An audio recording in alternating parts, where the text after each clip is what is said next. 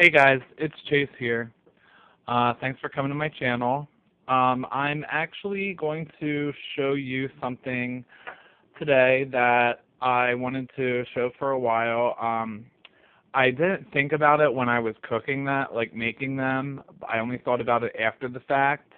But I have something here that I think it's a local thing. But they're freaking amazing. Like you can't go to a picnic or like a spring gathering or summer gathering without running into these. Um, they are red beet eggs with Imbolc and Ostara. Well, Imbolc just passed. Ostara is coming up, and most people know that eggs are a really prevalent thing for that time of the year. They represent fertility. Some people leave them for offerings to the goddess at this time. Even with, those of you who celebrate Easter, like the Christian thing, people color eggs, or they have when kids do their Easter egg hunt things. There's so many hard-boiled eggs that people don't know what to do. Well, here's a really good idea. I've lived in other parts of the country, and I've seen pickled eggs in Florida and things, but these are not the same. They are made with pickled beets or canned beets, but I pickle my own and can my own. These are from last harvest. I do canning and stuff. It's a lot of hard work for me especially, but I get the job done. I can my own beets, vinegar, clove, a little touch of cinnamon, sugar goes in here. I am diabetic, so I use Splenda. But basically what you do is you have your hard-boiled eggs, or you can hard-boil eggs.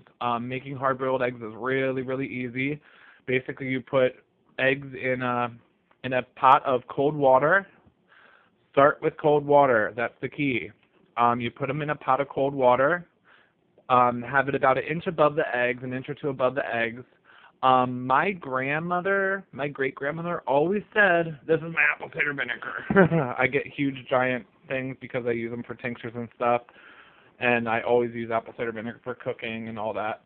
But you put some vinegar in, a little capful or so of vinegar in with your hard-boiled eggs to make them easier to peel. So I always do that. What you do is you bring them to a boil. As soon as they come up to a boil, you set the timer for 5 minutes. Actually, no, 5 minutes. When 5 minutes is up, shut off the timer and let the eggs cool. I always let them keep them on the stove and everything for 15 minutes. When 15 minutes is up, I drain it and refill the pot with cold water to stop the eggs from cooking. And a lot of eggs, they have that green, like gross green color around the yolk. I don't like that. And if you do your eggs the way that I just said, that won't happen. So then what you do, once you have your hard-boiled eggs, is you take your canned beets. If you're using pickled beets, you don't have to add anything to it. But if you're just using regular canned beets, what you do is you put your beets along with the juice in a pot on the stove. You put in, I'd say about a cup of vinegar to maybe a cup of sugar, or in my case, I use Splenda. I kind of don't have the exact recipe because the way I cook is the way my whole family cooks, is kind of like a little bit of this, a little bit of that kind of thing, or a handful of this and a pinch of that. So just do it to your taste. Some people like their red beet eggs a little bit more vinegary. Some people like them a little bit more sweet. But that's the basic recipe: vinegar, beet juice, sugar, and I put a little bit of water in because I don't like it so strong like some people do. And what you do is you bring that up to a boil. As soon as it hits a boil, turn it off, and then put your eggs. I always put my eggs in a little Tupperware container, and then you pour the hot beet juice over it. You are not going to want to eat this right away. What you do is you leave it in the fridge for about, I'd say, a week. And because you have to, like, the outside of the eggs are purple, but I just made this not yesterday but the day before. So the outside of the eggs are purple, but you're going to want the whole entire inside to get purple too. And they're so pretty, and they're so tasty and good.